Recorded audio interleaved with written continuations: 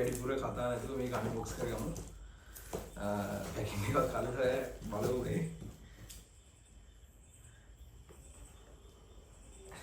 මේක මම ගත්තේ ලංකාවේ. තව අර ලෙගෝ ඔරිජිනල් අයිටම් ගන්න තරම් කල්ලි නෑ. බලමු අපි ඉස්සරහට ගියමු.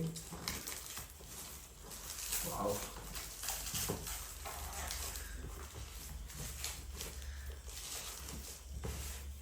හොඳට පැකින් එක කරලා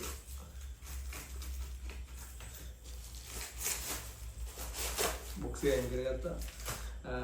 ඔයාලට පේනවද කියලා හිතනවා මැකැනිකල් කාර් එකක්. mechanical car එකක් තියෙනවා. wow box එක නම් premium look එක.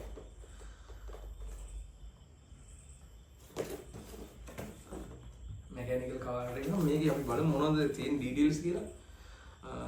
super car කියලා ඉස්සරහා ගහලා තිනවා. මේ features ඔයාලට පේනවද දන්නේ නැහැ. මිඩල් එකක් දන්නේ නැහැ බලන්න.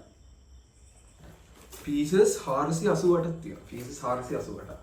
features 488 මාරම ලකියි. මාරම car එක බලන්න look. super ඊට පස්සේ මේක විශේෂයෙන් ගහලා තියෙනවා හයිට වැඩි අයට තමයි මේ පාවිච්චි කරන්න දෙන්නේ කියලා. මේකේ ස්කේල්ස් එක ගහලා තියෙනවා. 1.18 ස්කේල්ස්.